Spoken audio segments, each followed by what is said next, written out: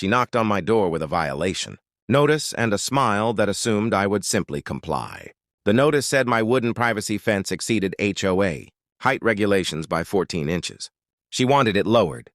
She wanted it gone. Really?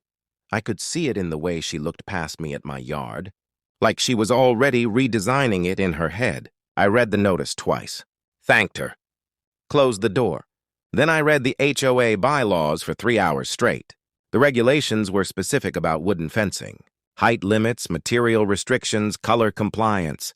Whoever wrote those bylaws had been very thorough about wood.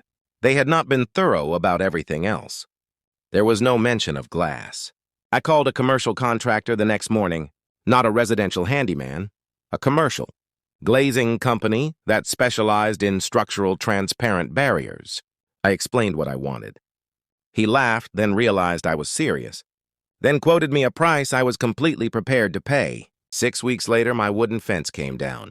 What went up in its place was a continuous panel of floor-to-ceiling, architectural tempered glass, 50 feet across the full rear boundary of my property. Completely transparent, completely legal, completely within every written HOA regulation because none of them mentioned glass structure height limits. The view from my yard was pristine.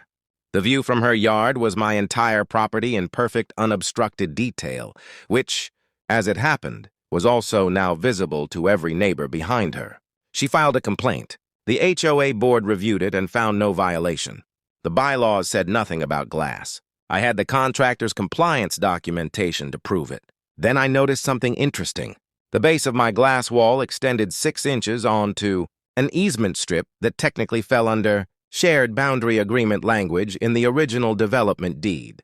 An easement I held usage rights to. An easement she had been casually storing her gardening equipment on for 4 years without asking. I sent her a formal letter.